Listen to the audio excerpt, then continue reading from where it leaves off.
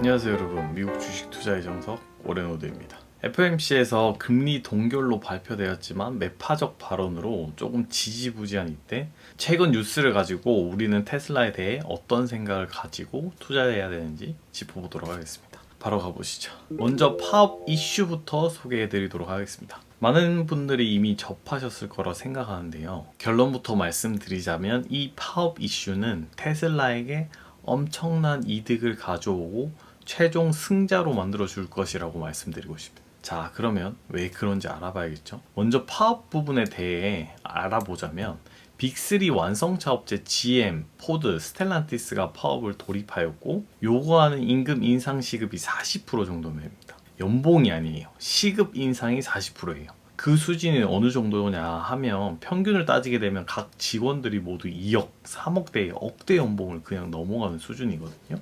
하지만 이를 받아들이지 않으면 파업 지역을 늘린다고 위협하고 있고, 지금 이것을 테슬라 임금과 비교해 보자면 테슬라 현재 시급이 47달러인데 빅3의 시간당 임금이 현재 64달러거든요. 근데 이 파업의 영향으로 6개월 이후 인상분을 포함한다고 하면 시간당 105달러 정도가 되고 우리 돈으로 하면 한 시간당 10만원 이상 받는 거거든요. 그걸 테슬라가 어느 정도 따라갔다고 해도, 높여준다고 해도 테슬라는 고작 한 55달러 정도 예상하고 있고, 이렇게 되면 빅3 업체 대비 테슬라의 인건비 절감 비용이 48%나 됩니다. 이 격차가 엄청난 것이죠. 왜냐하면 회사 운영에 인건비가 차지하는 비율이 엄청 크기 때문에 이 부분 차이가 엄청 크다는 거죠. 그럼 이 부분을 빅3는 결정을 해야겠죠. 회사가 손해를 보고 가져가거나 아니면 이 비용을 차량 가격에 전가하거나. 근데 회사는 절대로 손해를 보지 않을 거란 말이에요. 그렇기 때문에 차량 가격에 전가를 해야 되는데 현재 전기차로 전환해야 되는 상황에서 이미 전기차 부분에서 손실률이 엄청 큰데 여기다가 회사 손해 안 보려고 차량 가격 인상시켜 버리면 테슬라에게는 엄청난 이득이라는 거죠.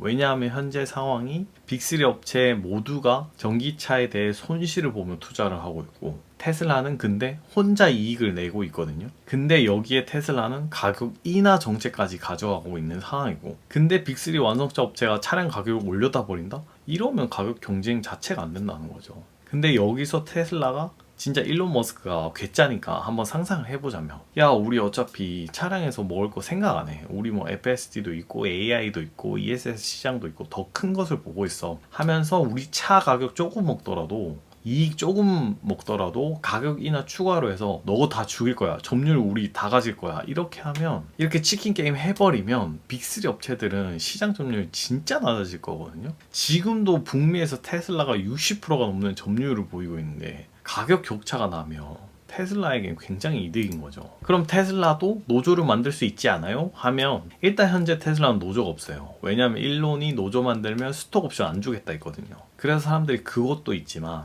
예전에 노조 만들려고 한번 했다가 약간 퇴사당하는 형태로 이슈가 있긴 했었어요. 그래서 테슬라는 현재 노조 만들기가 쉽지 않은 상황이라는 거죠. 즉 이런 회사 운영의 큰 부분을 차지하는 금리 인상 파업 부분은 테슬라에게 굉장한 이득으로 작용될 수 있다는 거죠. 지금 전체 노조의 10%도 안 되는 인원이 파업에 들어갔는데 손실액이 주에 1억 달러를 넘어가고 있거든요. 이게 파업이 장기화되거나 커지게 되면 빅3 업체의 손실액은 더욱 커질 것이고, 이걸 타결한다고 해도 임금 인상 부분은 테슬라에게 반사 이익으로 돌아온다는 거죠. 그러니까 뭘 어떻게 하든 안 하든 테슬라에겐 이익인 상황이라는 거죠. 자, 그리고 테슬라가 세계 1위로 질주하는 두 번째 이유는 계속해서 분석되고 있는 테슬라의 자체 슈퍼컴퓨터 도조 때문이거든요. 엔비디아의 A100 칩보다 30배, H100보다는 종합적으로 6배 이상 빠른 슈퍼컴퓨터로서 엑사플로급 슈퍼컴퓨터에서 현존 최강이라는 분석이 되고 있는데요.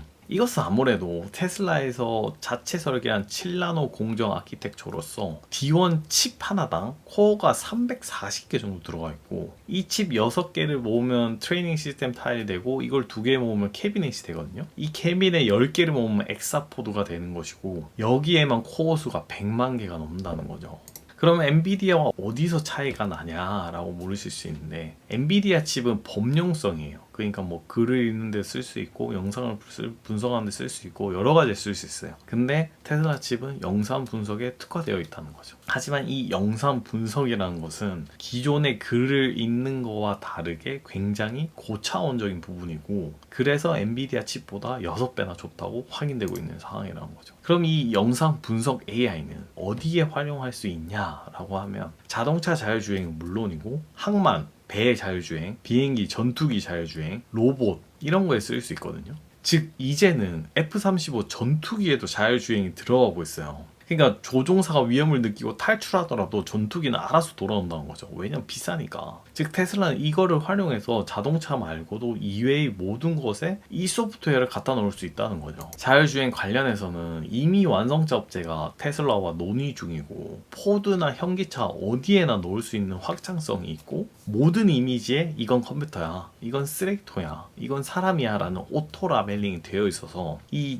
자동차 말고 모든 곳에 쓸 수도 있다는 거죠. 이렇게 영상 분석 AI는 차량뿐만 아니라 항만, 비행기에 적용될 수 있고 앞으로 커지는 로봇 시장에도 적용할 수 있기 때문에 영상 분석 AI라는 것은 확장성이 어마어마한 것이기 때문에 테슬라가 최고가 될 것이라는 거죠. 다만 아무래도 사람들이 AI 세계라는 것에 대해 모르고 일론 머스크의 어그로 때문에 무시하는 경향이 크다는 점이 주가를 올리는데 시간이 걸린다는 거죠. 근데 이렇게 하면 감이 잘 안 오죠. 그럼 이 테슬라의 슈퍼컴퓨터 도조가 왜 대단한가에 대해 현재의 자율주행 시장에 대해 대입해 드리자면, 현재의 GM이나 다른 기업들이 하는 자율주행 기술은 라이다, 레이더, 카메라, 교통신호 정보 등을 받아가지고 종합적으로 주행하는 형태거든요. 그리고 여기에다가 인간이 신호가 녹색일 때 주행한다, 양쪽 차선 중앙을 따라 움직인다 라는 규칙, 즉 인간이 코드를 만들어서 프로그래밍하는 형태란 말이에요. 그렇기에 도로가 공사 중이어서 차선이 없거나 아니면 트래픽콘 같은 장애물이 있거나 또는 양쪽에 주차가 되어 있어 복잡한 도로 상황에서는 자율주행이 불가능하거나 아니면 복잡한 코드를 인간이 어렵게 짜 넣었어야 했어요. 즉 교통신호 정보 데이터를 받고 그걸 인간이 복잡한 코드를 짜 넣어야지만 가능했다는 거죠. 그래서 이런 교통신호 정보 데이터를 받지 못하는 곳이나 복잡한 길 같은 곳에 대해 인간이 복잡한 코드를 넣지 않으면 자율주행이 안 되는 형태인 거죠. GM이나 이쪽은.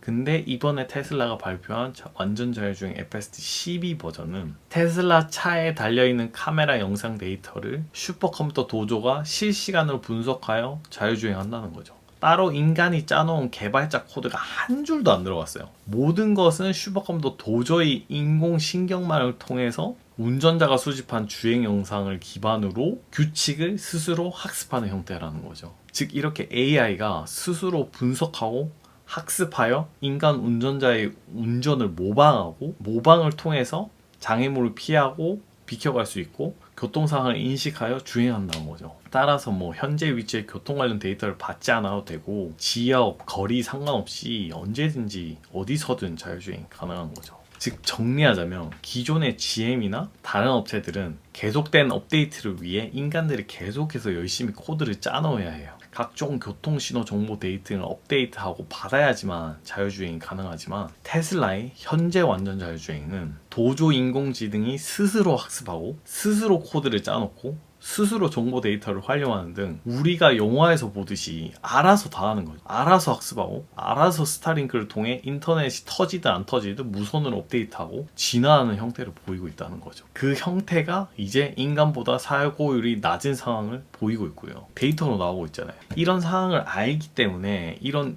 인공지능 진화 속도를 알기 때문에 일론 머스크는 AI를 규제해야 된다고 계속 말하고 있는 거고, 인간이 결국엔 필요가 없거든요. 카메라로 알아서 학습하고 알아서 진화하고 알아서 업데이트를 하는데, 진화가 얼마나 빠를지 모르고 어떻게 진화될지 모르기 때문에 영화에서 일어나는 일이 실제로 일어나고 있다는 거죠. 이런 것들을 보면 이제 미래를 생각하면서 하면 테슬라는 세계 1위로 가고 있는 걸 알 수 있다는 거죠. 자, 오늘은 여기까지 정리해드리고 투자 전략 말씀드려야겠죠. 아무래도 FOMC 금리 인상이 동결로 나왔지만 여전히 매파적인 발언을 하고 있고, 점도표도 좀 더 높게 발표되는 등에 따라 시장은 여전히 혼조세거든요. 즉 앞으로의 상황을 보고 미래가 그려지시는 분은 장기적으로 테슬라를 가져가시길 바라면서 꾸준히 비중을 늘리는 걸 추천드려요. 그렇다고 막 매수하는 게 아니라 이런 혼조세나 박스권에서 하락할 때마다 분할 매수해야 된다는 거고, 근데 자기가 새가슴이고 이런 부분에 대해 불확실하고 장기적으로 가져가는 거에 대한 부담이 있고 뭐 심리적 부담이 크고 뭐 주변 말하는 거에 영향을 많이 받고 그러면 한 200 초반대까지 기다리는 게 좋아 보여요.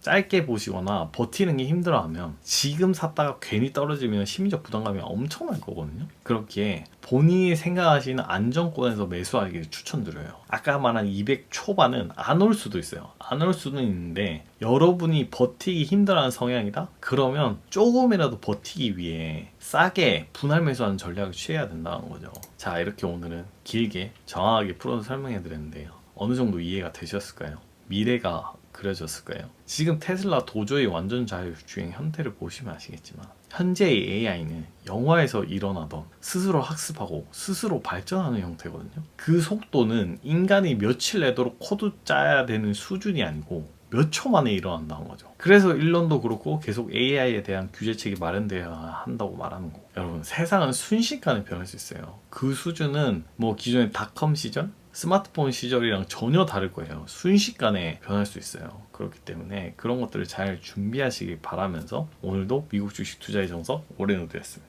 감사합니다.